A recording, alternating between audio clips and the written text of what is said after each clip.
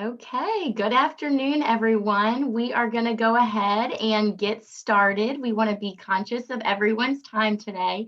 Thank you all so much for joining us for this event. We are so excited to have your participation and have the participation of our wonderful panelist and moderator. My name is Rachel Herr, and I'm the Member Engagement Manager for the Southwest Indiana Chamber, and I'm the staff member that works with our Young Professionals Alliance.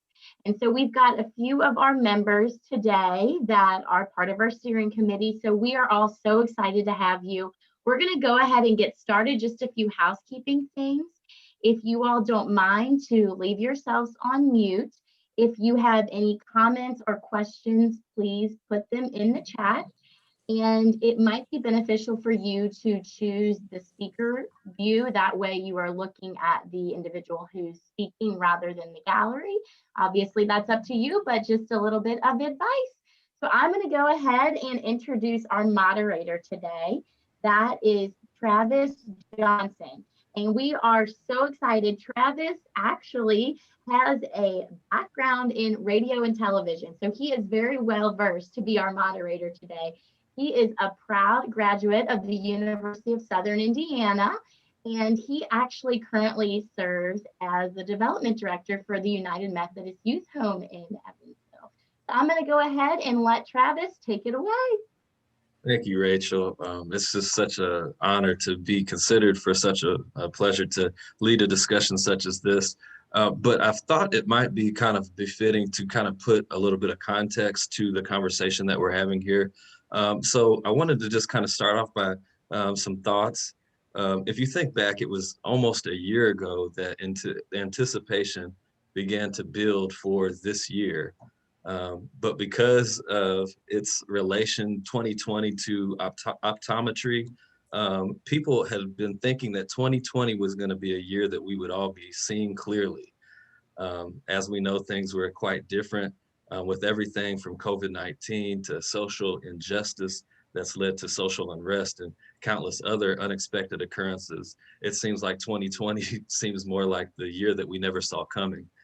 But what if, at least for the topics of race, bias, and equity, this has been the year when some may begin to see some things that they didn't realize were there. If you've been on the wrong side of injustice, it's nothing new to you. If you've been a victim of bias, you realize that it exists. However, for those who haven't experienced such inequalities, maybe 2020 brought to your doorstep evidence that these things are very real. So what do we do about it? One suggestion is to engage in meaningful conversations like these when we have an interest in learning more. Communication, I believe, can be the key that opens the door for understanding and eventually a better way. As we talk, I ask that you do your best to listen with patience and humility. Our discussion may mention some things you're not familiar with or some experiences you find hard to understand. It may challenge you at times, and that's okay. We're here today to learn and have a conversation that hopefully will take us a few steps further in the right direction toward a better community where we all can flourish. So with all that said, let's talk. But before we begin, I hope you'll allow me the opportunity to introduce our distinguished panel. First off, President Rashaan, also a doctor, began serving as the University of Southern Indiana's 4th president in 2018. And he was also serving as the Screaming Eagles provost for 8 years before that. He's dedicated his career to advocating for excellence, access, equity, and equality. He has a wealth of experience not only in higher education, but also bringing culturally relevant and responsive teaching to pre-K through grade 12 schools throughout the US. Gifted speaker, community advocate, and youth champion Courtney Johnson also joins us today. He's the founder of Young and Established, also its executive director. Courtney was born and raised here in Evansville. He brings an important perspective to the conversation as seen through his dedication to the community, as well as making a difference and empowering those he comes across. Maura G. Robinson, sociologist, rounds out our panel. She is the president and founder of Inclusion and Beyond, a company that was founded in 1966 that works with organizations big and small all over the country to promote diversity, equity, and inclusion transformation. Thank you all for joining us today. So starting off, I've got a question for everyone. How do you all define racial bias and social injustice? And I think I'm going to give a definition that Dr. Terrence Howard wrote that is so appropriate. And his definition is racial bias or racism involves a group or groups having the power to carry out systemic discrimination through institutional policies and practices and shaping cultural belief and values that support racism, including policies and practices. That's good. That's good. Would anyone like to take a stab at social justice, defining that for us today? I will take that if you don't mind. Can you hear me? Yes, sir. Phone is cutting in and out. I'm sorry. So to me, I believe that social justice, I know you said before social injustice, is a concept of fair and just relations between the individual society as a measure by the distribution of wealth, opportunities for personal activity and social privileges. And that's something that I typed up earlier, but I believe that's what social justice is. Awesome, awesome. It's good to kind of frame the conversation and where we're going and, put some understanding to what we're speaking about. So with that, what do you all see as some of the biggest challenges to social justice in the Evansville region?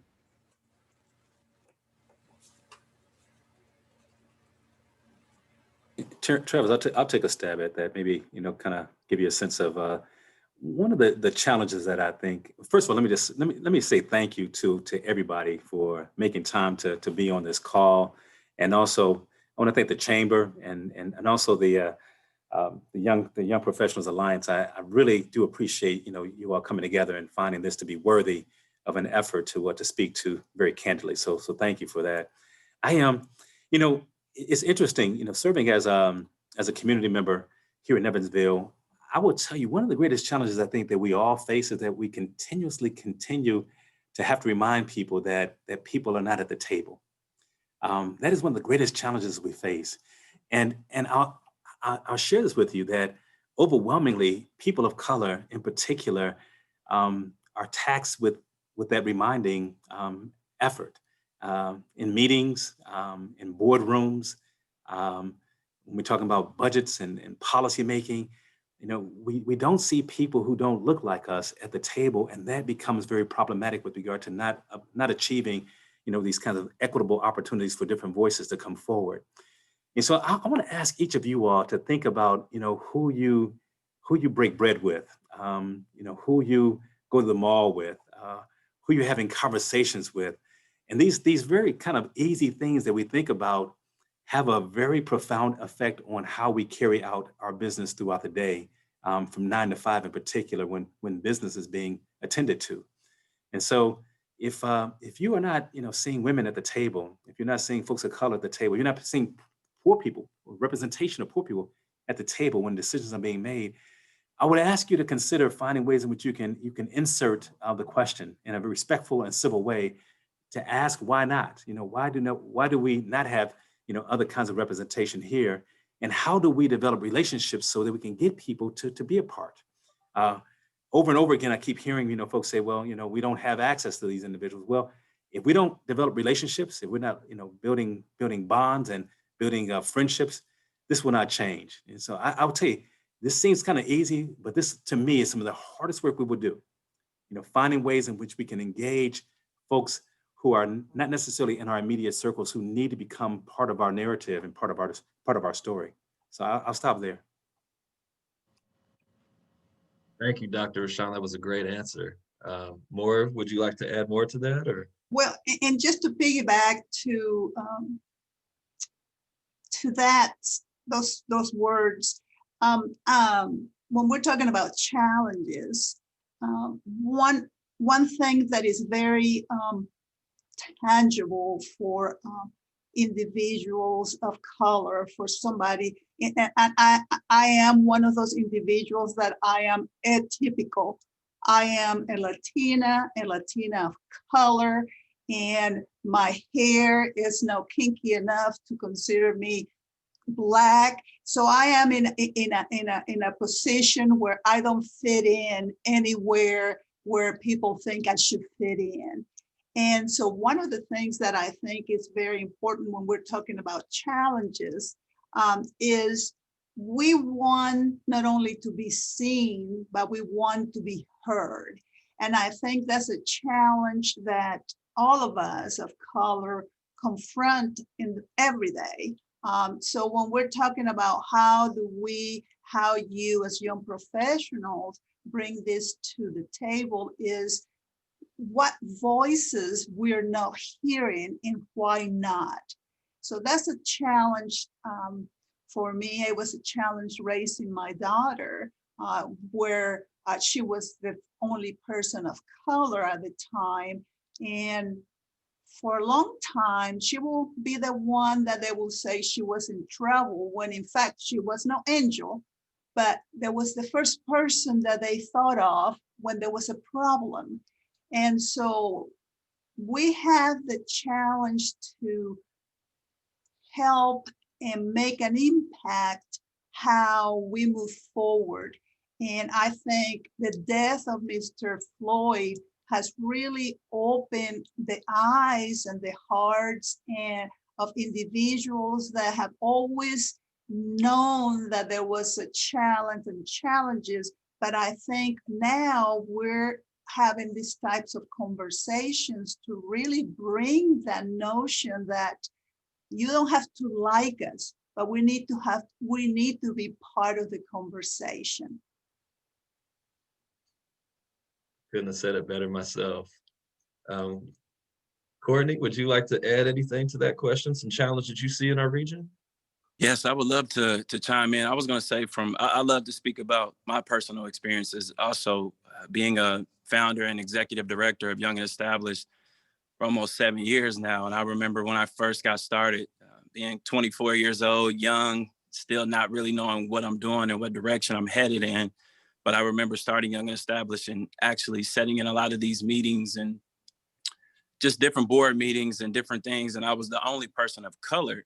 And it can be discouraging. And sometimes I'm still the only person of color when we're talking about race and community projects and different things. And me putting my input and sharing my input from people that I talk to on a day-to-day basis in the community is really, really important. But I feel that if we bring more people to the table that look like us, that are facing these issues on a day-to-day basis, I think we can make change. And I do my best to share not only my experiences, but other people's experiences that I come in contact with every single day. But I do want to touch on that as far as just being that person of color in certain situations. And I know you probably have been in the same situation before too, as far as being in certain meetings and going to certain things and just being that only person that can basically share their experiences and let their voice be heard. And again, it can be discouraging sometimes, but I think that's something that we definitely need to do as far as bringing more people to the table, more minorities to the table. I agree, and I have been in that place as well. And even it's kind of surreal to be in a setting where we have an opportunity to be heard and to voice that and mention it, and it's a safe place. So, just another reason why this conversation is so timely, and happy to be a part of it. Dr. Rashaan, or excuse me, President Rashaan, as we're talking about, kind of culture, or we're talking about what's going on in the world, and I think, higher education can play a big role in the shifting of these different cultures. But through your different roles in education, could you share with us what you think institutions of higher education can do, should be doing to address these issues of racial injustice and bias in the communities that they serve? Thanks for the question, Travis. Everybody, I think one of the things that we need to do is really think about the role of the university in a very different kind of way. Overwhelmingly across the nation, we've had this history of the university being this kind of dictatorial voice, directing policy, directing strategic initiatives, and giving a sense of purpose and direction and drive. What I want to propose is that we understand that the most significant institutions that we have with regard to education, first are our schools. PK-12 schools are the most significant component with regard to development of our community. Without them, I have no students coming to USI and to other institutions. And so I want to focus my energy, working with teachers and working with administrators who are running the schools, who have our children. The greatest gift that each and every one of us bring to the table each and every day is our children, our nieces, our nephews, our biological children, children that we foster, children that we've adopted. They are the greatest resource any community has. So our children will do one of two things. They will either flourish in a society that is going to be truly democratic, or they're going to replicate the same kinds of biases and mistakes that we're making today. And so I want to ask you all, because no one can answer this question other than you, looking yourself in the mirror, really kind of discuss with yourself, what are your fears? What are your greatest weaknesses as it comes to issues of race and gender and class and et cetera? And begin to be honest with yourself about ways in which you can help not replicate those same fears, those same biases within children. And so, as I think about higher ed, I think about the role that we play as an institution. I want us to be better listeners.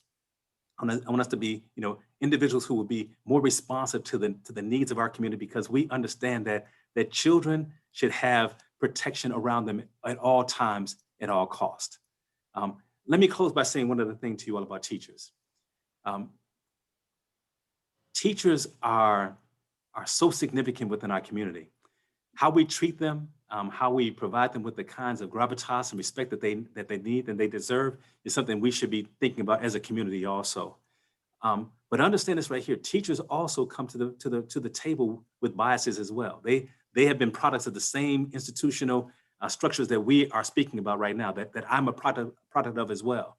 And so we have to find ways in which we can empower teachers with a new paradigm, a new set of instructions, a new understanding of the role that they play with this discussion. So Travis, I love this question for lots of different reasons, but the main thing that I'll tell you right now is that we have to really kind of flip this thing upside down and begin and rethink, where the greatest power really resides. And if we don't think about children first, we'll continue to make the same mistakes. We will continue to see the same things happen 10, 15, 20 years from now. The same discussions will occur with no movement whatsoever. We have to focus on children. That's powerful. That's powerful. I had my sons out last night. We were at the park, and just a few weeks ago, I was at a park. I'm not going to say which one it was or where, but there was an outburst between two mothers, and it got pretty nasty. And it was just a poor example for the children, but it erupted into name calling of racial issues and things like that, different things. And so when I went back this time, it's been a while since I went back and took the kids to the park because of that. I had that in mind, and I was kind of like, what's going to go on? Hopefully there's no strange business. But it was so awesome to see my son playing with kids of other ethnicities and there being no drama and no issues there. And I think it was just in the culture and the climate that we're in now, I think it was something special even for the other parents to see as well. So I wholeheartedly agree with you on that. Travis, children are not born racist, sexist, classist, homophobic. We have a very effective curriculum that we teach children on a daily basis through a very structured, also a hidden curriculum that provides them with responses to all these variables. And so again, I'm telling you, we have to begin with self. We have to examine, and I'm talking right now, I'm talking about me first, understanding, that I've been taught very, very well, how to be sexist in our society. And so how do I address that? Raising a child who's a young woman, being married to my wife, how do I address my own biases as a man within our society? Well, we have to confront this and understand that we have been provided a very effective curriculum on how to treat people. I don't think that I think overwhelmingly we want to be good, we want to be decent, but we need to confront the curriculum that we've been handed and that we've been indoctrinated in many ways, and then unfortunately perpetuate continuously as well. Awesome, awesome. Just coming back with you, President Rashaan. Earlier, I don't know if all in attendance had an opportunity to read it, but you wrote a very moving letter to the USI community in response to Mr. George Floyd's death. And so you were speaking in that letter about your exasperation as far as the African American experience in the United States, and even things that your daughter was worried about and things of that nature. But you also mentioned about the hope that USI students give you for tomorrow. Can you share some ways in which you're seeing university students give you that hope? Students are the reason I go to work every day. I'm on campus right now, and I'll tell you that I'm a blessed human being. To come to USI and to be the president of this institution is it's a blessing in itself. But the thing that gives me excitement each day is seeing these young people, these students walking across the quad. And I should say this also because Maura and I were teasing Courtney earlier. Even our non-traditional students give me hope and optimism as well. We have several students who are non-traditional with regard to their attendance at this university. I say this to you all because students come to school, come to campus with these kinds of aspirational goals and desires to discover possibility, and that's what motivates me. Our goal is to understand that the answer to racial injustice is within one of our classrooms. The answer to COVID-19 resides in one of our classrooms. The answer to finding out, how to not only get to the moon more successfully, but to actually live on that planet resides in one of our classrooms. And I fold this back to you all with children because they began in pre-K. So what we do with a child, when we look at him or her each and every day and hold their hand and look them in the eye and tell them that their possibility is within their grasp, we just can't say that. We have to act that. We have to embed that in our behavior, within our policies, within our opportunities. And so I tell you right now, I come to work with this expectation that our faculty and our staff will give our students every resource possible to be better than we are. That should be our goal. We should not be looking for them to replicate our behavior or replicate our personalities or even our competencies. We should be expecting far beyond that. We should never dummy down a child. I always tell people, you can look at a child and you can have a conversation with them because they come out of their mother's wombs at a brilliant level. And what we do, quite often, we dummy them down. And so I'm asking you all to please think, listen, some of you all are parents. Get home, not only hug that child, but look at that child and find more for them to do academically, intellectually, socially, emotionally. Children will blow you away with their abilities. Do not dummy down the curriculum. Expect more from them. They are creative, beyond our imagination. Last but not least, when a child asks you a question, don't get tired of the questions. Be encouraged by it. Get excited about it. Push them further. Ask them, why are they asking the question? Children can teach us so much, you all. Y'all get me excited. Let me stop right there. Okay, I'm done. That's the wisdom of a grandfather right there. And I'm not even there yet, Travis. I'm not a granddaddy yet. Okay. You're not. That grace is coming, brother. Yes, sir. Yes, sir. I pray it does. Awesome. I could go on a long ways from that, and even some jewels that you taught me, but that would be another conversation. But let's move on more. I want to ask you a few things, if you don't mind. You work with, you're a diversity consultant to organizations large and small throughout the U.S. Can you discuss some ways in which businesses have been enhancing their diversity and how doing so benefits the businesses itself and those organizations? One of the things that is happening right now with the country, with the pandemic and all the injustices that for the very first time we are sometimes seeing it live. Organizations have really changed in a way that their employees are asking, what are we going to do to address racism, systemic racism? And I created a framework, the Inclusion Revolution is now, and the structure of that framework is based on a systemic process of change. When I talk about systemic process of change is what do we need to do to address, because organizations have pockets of excellence. All organizations have pockets of excellence, but in between those pockets, there's systemic racism. So part of my work is to come to the organization and look at the intercultural profiles of individuals and organizations and work with them to bring that to light. For some organizations, they have a mindset that we're doing great. We have the Holy Trinity picture. We have the Black, the Latino, and the white on the picture of our brochure. So we're good to go. But in sincerity, when you go into the organization, how are the policies and procedures impacting those that are perceived as voiceless? And so part of diversity, equity, and inclusion within my framework is to look at those areas and address how to move forward.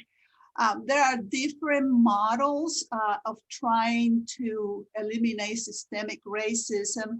And when you use shame, a model of shame to bring shame of the organization is going to shut down. When you only use the struggle without putting together what the struggle means, the organization is going to shut down. When you look at the organization and look at the organization in a platform where how do we meet the needs and what's missing? Because what's happening most of the time, organizations that want to implement a framework or change, they don't know how. And so what I bring is that opportunity to say, you're here, how do we move forward? And a systemic process of change takes time. And that's the other part, that when we want to create systemic change, we have to do the work because it is a process. Indeed, it's a big process. I guess when you go into an organization, how long would you say you give them the time frame that these changes would take place? It all depends because every organization is at a different level. One of the things that happens is organizations say, we want more diversity. We really want more diversity. And so part of my work is to figure out, what do you define as diversity? Are you looking at diversity of the process of, for example, recruitment and retention? Are you looking at the numerical process of bringing people of different ethnicity, background, and lifestyle? And once you get them in here, are they going to be welcome? Because that's another problem that organizations have. They start bringing people that may be perceived differently, and nobody's ready to receive them. And so part of my work is not only to put together a recruitment platform, a strategy and strategies, but how do you retain those talented individuals? And how do you make sure that you just don't hire everyone for entry-level jobs and don't give them the opportunities to move to managerial positions? That is something that happens a lot in organizations. We have a lot of people of color, so you have the visibility of color, but in reality, those individuals are not in upper management positions. And some of them that make it to upper management position pay for it.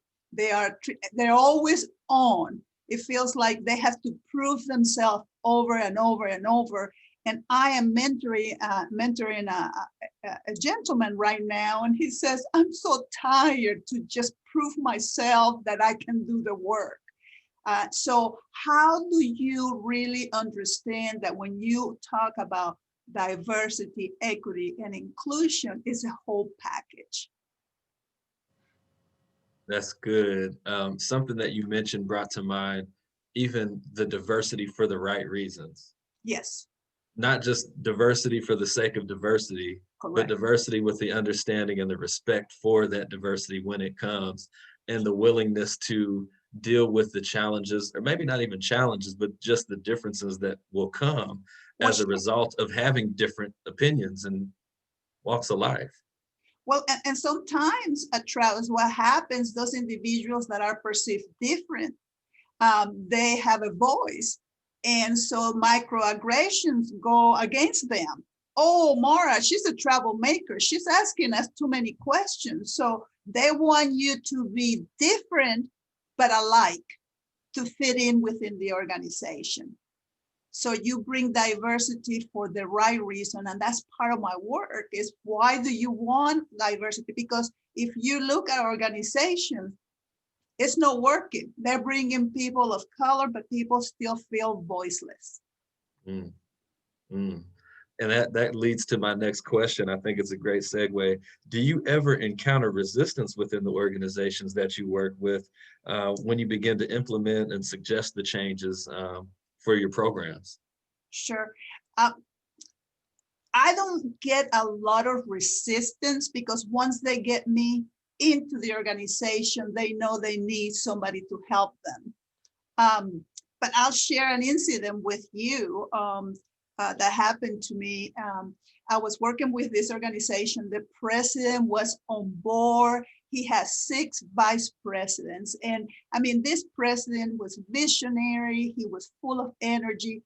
And he called me one evening. And you know, when you're doing a project and your client calls you at night, you know you did something wrong. And so I answered the call, and he goes, Maura, I have a problem. And I said, what is it? He said, well, you know, one of my 6 VPs, he doesn't get it. He doesn't think this is necessary. Will you talk to him? Will you help me with him? And I said to my client, love to take your money, love to talk to him, but maybe he doesn't need to be a VP if he's not with you and the rest of the group. And he laughed and called me 2 days later. He said, everybody's on board. So part of that is, you know, you have to really feel the need and want to make the change. And it's not just lip service. And so if you have people in management that don't get it after the president is on board, you have a bigger problem than trying to convince that person that DEI is a must. That's good. That's good. Dr. Rashaan, I was wondering, you've been throughout the country in different levels of higher education and different cultures. Have you ever experienced something like that when the culture comes in, there's a clash? Yeah, yeah. I just say without question. But I agree with what Maura is sharing as well. But I can't be distracted by those clashes. I can't be deterred by them either. You know, my job is to find ways in which we can open up more doors for other people. Um, you know, I'll tell you right now, I read a lot of slave narrative history. It's important to me to know exactly, what our ancestors have really spoken to with regard to struggle. And it gives me uplift to understand that, what I'm facing with regard to my own personal and professional struggles, that other individuals have worked really hard for me to even occupy this opportunity. And so, I'm always telling students that the times may be difficult. COVID may be inconvenient, but listen, think about those, who reside within our country, who live in food deserts, prior to COVID. Think about what's happening right now with regard to the amplification of numbers of people of color who are dying from COVID-19. So I want people to, kind of stay in a lane where they see their own blessing and realize that there's a lot of service out there for them to conduct. As difficult as times may be, we are on a Zoom call. All of us have a pretty decent connection. We all have some kind of apparatus where we can, participate. And we're talking about not only theory, but practice. That's an amazing place to be. Think about this. One other point. Think about this.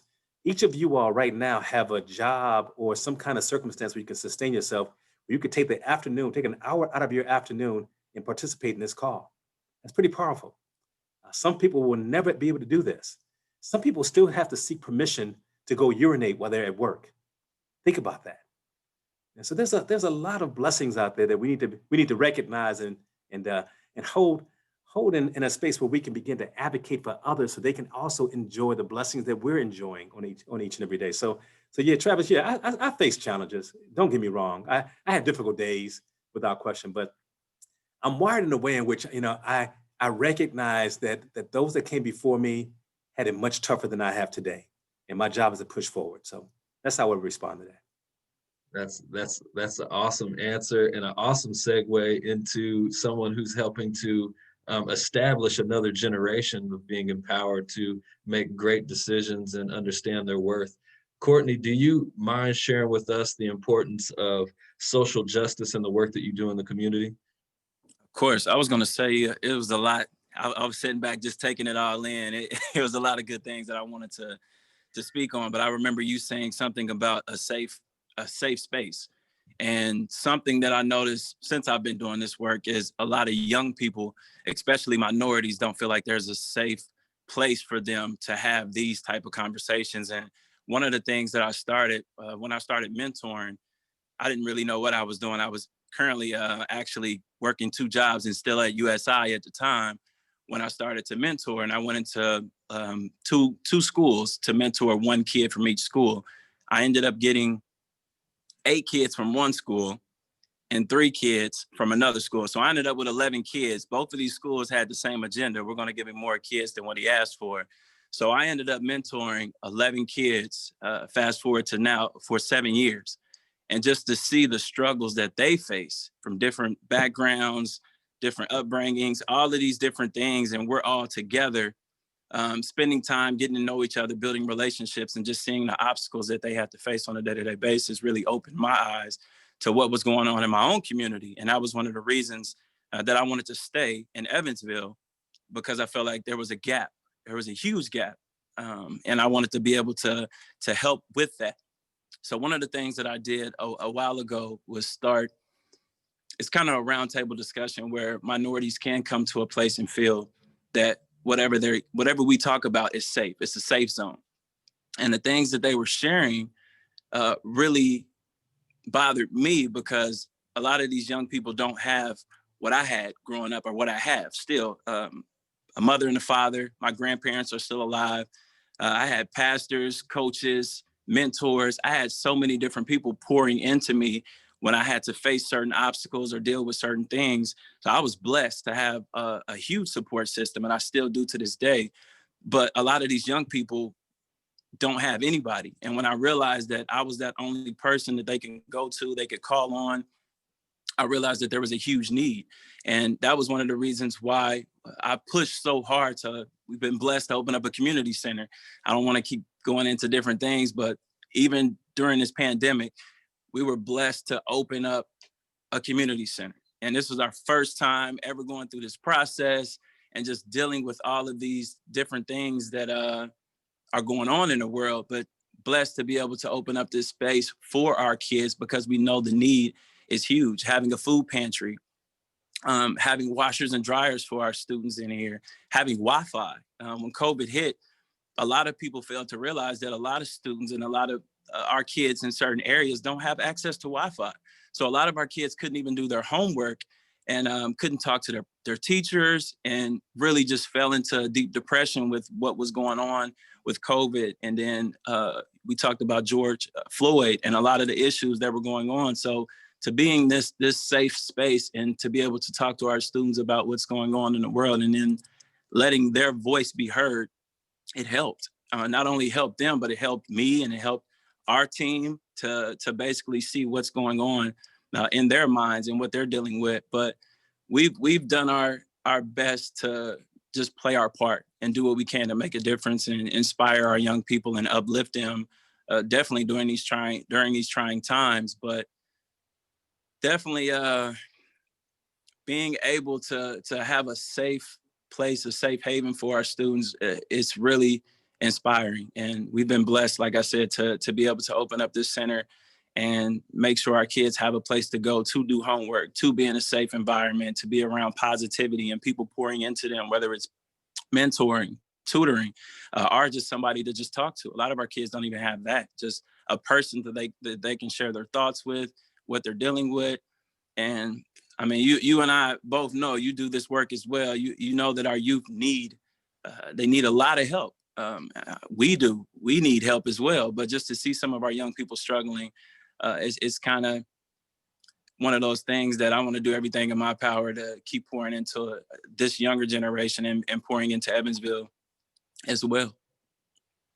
And it's important work, because if you think about it, without those basic essentials, being able to have food, being able to have clean clothes, and just someone to talk to, it's difficult for a person to even dream about where they can go. One of the things that I thought of is that I've learned from being here at the youth home is we have a basketball court on campus, and there's a lot of kids that are just shooting half-court shots. They just shoot half-court shots. They want to hit the half-court shot, but the thing is, they're afraid to learn the fundamentals. They're afraid to miss a shot that's up close, and so they just shoot these ones that everyone knows they're going to miss. And so being able to provide the foundation where it's a safe place for them to know that, hey, if you miss the layup, it's okay, because you have another opportunity to shoot. Exactly. So can you speak to, even just being able to teach the kids, that resilience and even just being able to handle diversity issues in this day and age as well? I would say just not just talking about it, but actually doing it. I had a kid last week saying it kind of brought me to tears. You open up a community center, and I want to open up one too.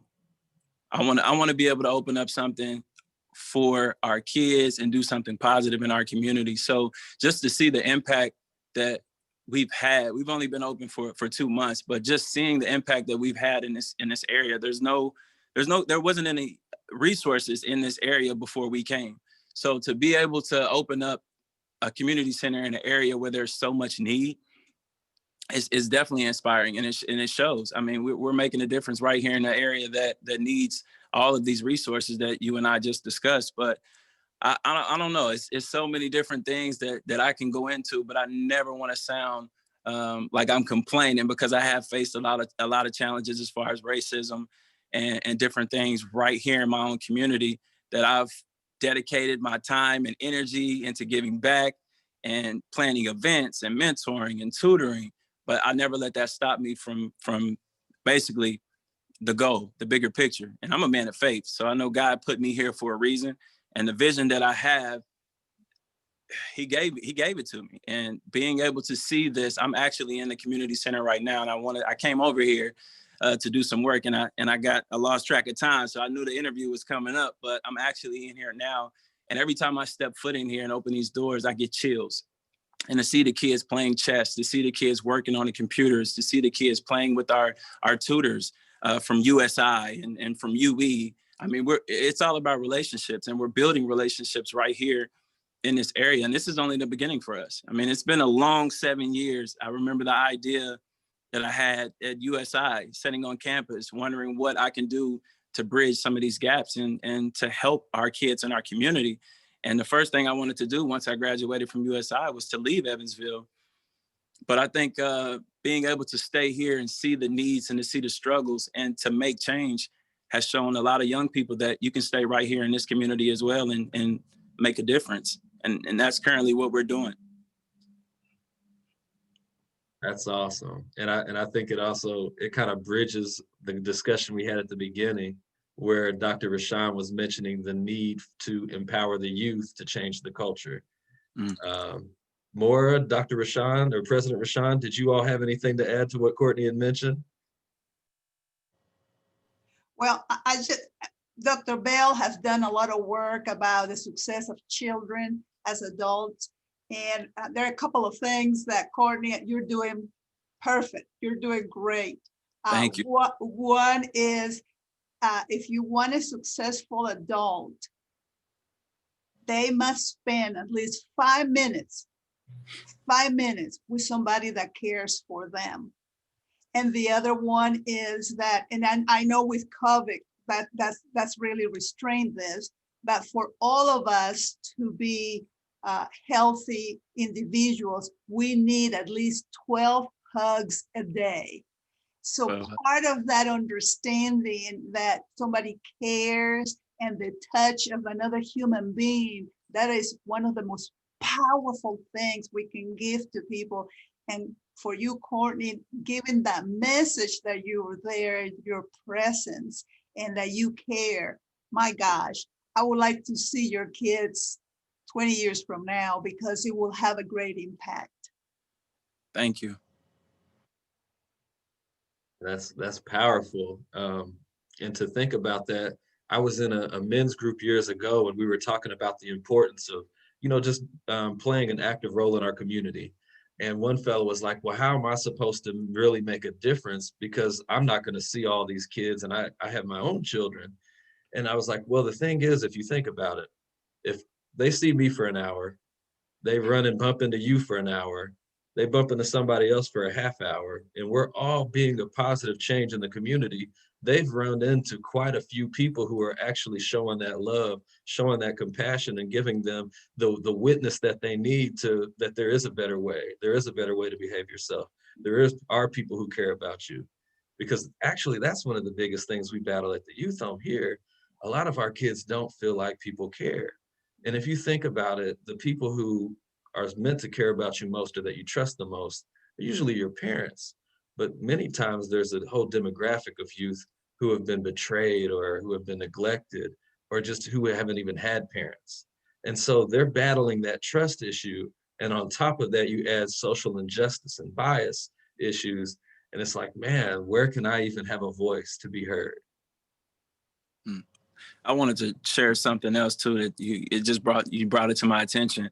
As I mentioned before, when I first started to mentor and I had those 11 kids, one thing that really stood out to me, I remember getting all of them together and we just talked. And one of the things that I asked them, I asked them to raise their hand if their mother or their father tells them they love them, helps them with their homework, just those basic things that you and I probably had growing up. And only 4 kids raised their hands. So you have 4 kids out of the 11 that are not getting that love, that support, that one-on-one time with somebody that actually cares. And that's just 11 kids from 2 different schools. Could you imagine if you went to all these other schools in Evansville and asked that same question of how many kids that just don't have that? And as you said earlier, just to deal with that is a lot. But everything else too added, that's a lot of stress. That's a lot of things to handle, and being young and handling those situations and dealing with those things. I mean, there's so many stories and things that I can share just doing community work. Again, you and I know it's not a thing you can turn off. This is 24/7. I mean, I stay up late at night, sometimes stressing about one of my kids, one of my boys, a kid that I've been working with for so long that doesn't have the same opportunities as other students, and seeing him struggle and knowing that I can't help every single one that reaches out bothers me. I mean, I want to help everybody. And I went into this saying that I'm gonna help every single person, and that's not possible, but I want to do my best to at least help someone that can help someone else, and then that person can do the same, and so on and so on. But I see a huge need as far as mentors and as far as positive programs and more community centers and different things in certain areas of our community, and our kids need it. I mean, we got kids that have nobody, and we got to do our part. Everybody can do their part. And you mentioned the gentleman before. I've had people say the same thing. Not everybody can have a community center. Not everybody can mentor 11 kids. Not everybody can do what you're doing, but everybody can do something, whether it's something as simple as smiling and just being kind every single day. Everybody can make a difference, and everybody can do their part. And that's one thing that I personally try to push to anybody I come in contact with. Everybody can be positive, and everybody can have something nice to say. So you can at least start there. That's great. And I think it's an excellent segue into one of the last kind of things we want to pull from our panelists today. As you're mentioning, Courtney, that we all can do our part. What are some, maybe a takeaway that something can do, an action step that someone can go forward in after leaving this to start doing their part toward making social injustice, or social justice more of a reality in our community? I would say what we're doing now, talking about it. Whether it's at your dinner table, whether it's with a friend or a stranger, having those conversations, I think it's really important. And it's amazing to see that a lot more people are wanting to talk about it now. I mean, these are conversations that I've had behind closed doors with my parents at a young age, or with my family and some of my close friends. But to see more people wanting to talk about it and actually listen. I've been blessed to share my story a few times with people that expected it to be a certain way, or just because of what I've been able to accomplish, they assume that I didn't have to go through certain things. And still, to this day, some people assume that it's a lot easier, but it's not. I mean, I still have to face certain things right here in my own community. As you said, racism, it's a big issue everywhere. And we do have it right here in Evansville. And that's something that we should talk about, and people should listen, because these are things that are not only happening to me, but there's people that are reaching out to me on a day-to-day basis about their issues and what they're dealing with. And we've lost a lot of people. A lot of people have left Evansville because they didn't feel like it was a family, or they couldn't make those connections or have those friendships that you and I may have because we both grew up here. But those things, I feel like we definitely need to continue to talk about.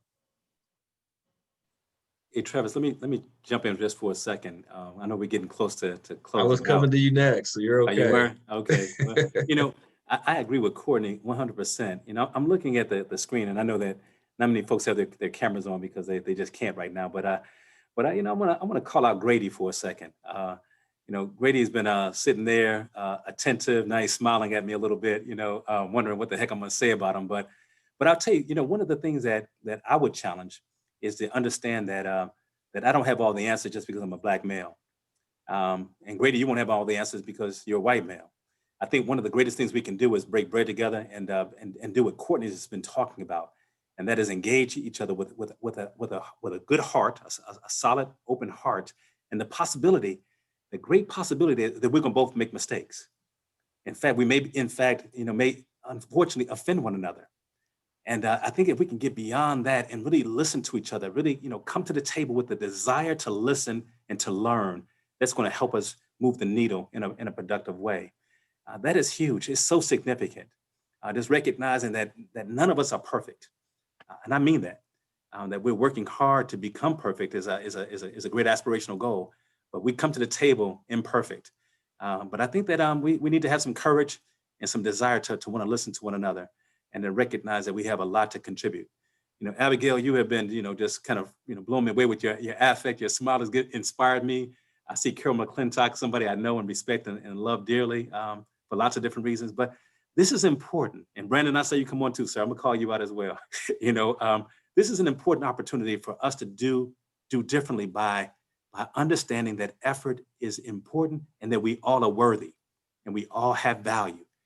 Regardless of race or ethnicity or whatever variables attached to our identity, that we are deserving of an opportunity to speak, to be heard, to be listened to, and to learn from, and also to be taught. And I want to just, really kind of, I'm going to go back to this as my closing statement. Thank you for allowing me to be here, you all. Thank you for allowing us to share with you all our ideas. But please understand the most significant resource in our community are our children. We got to focus on them. We got to love them up and provide them with some different kinds of access. Courtney, I was nothing like you, sir, when I was your age. You are one of the most selfless people I've ever met. I celebrate your efforts and what you're doing. I'm thankful we got a Courtney Johnson in this community. I just want to encourage you to keep up doing the work you've been doing, young man. And I mean that very sincerely. As one of your elders, I say this, I take my hat off to you. I mean that. I'm very sincere. I am very, very, very proud of you. Thank you. Thanks for this opportunity today, you all. And I want to say, go ahead. I'm sorry. I was just gonna say, you're such a good teacher. You should have been a professor or something. Well, I am a professor also. But hey, listen, because I know I won't get to say anything else. I'm going to be done for today. But I got to give a shout out to Vicky and also to Rachel for organizing this with you. And you've been a phenomenal facilitator, sir. I just want to give everybody some love for all the work they've done. So thank you very much. Okay, I'm done, you all. Okay. I just want to say a couple of things, and I know that the time is almost over, but Alicia Garza, who started the hashtag Black Lives Matter, and she's also the author of The Purpose of Power, said, somebody asked her, how do you start a movement with a hashtag? And she said, you can't. But what we can do, we can end injustice if each one of us do our part. And so it is not just because you're Black, because you're Latina, you're a woman, you're a man. It takes the power of all of us. And also, I just want to share with you that I started a blog a couple of years ago, but I'm doing a series that started on September 14th, and every Monday until November 16th, there is a blog about what you should know about systemic racism. And the articles are very short and to the point. And if you have a chance to get on that blog and just read them, just because I am a visual learner, and I think when I see things in writing, they make more sense to me. So if you want to go to my blog, is www.inclusionandbeyond.com, and share with others, but it gives you an understanding what systemic racism really is in our country. And thank you to all of you for taking time of your busy schedule to be with all of us today. Thank you to all of our panelists. I think we had a full discussion, and I've enjoyed hearing from you, learning from you, and discussing these matters with you. Rachel, if you want to take it on home. Yes, I just want to thank you all on behalf of the Young Professionals Alliance Steering Committee and the Chamber. A couple things, we do have a giveaway, just a gift card for a participant. So Abigail, you are the winner of that. It is going to be for Dante's Highland Pizzeria. I don't know how to say it, but if you haven't been there, you need to go. Dante is amazing, and his story is amazing, and even better, his food is amazing. Also, please don't forget the poll. And we just want you all to know that on our website, we have a new page that serves as a resource on this topic, swinchamber.com. It is a DEI resource page. So please visit that. And thank you all so much. We are so appreciative of all of your time and you taking the time out of your day and taking part today. So thank you. A special thank you to our amazing panelists and our moderator. You guys far exceeded our expectations as a steering committee. So we are so thankful. We cannot fully express how grateful we are for your time. So thank you so much. Thank you.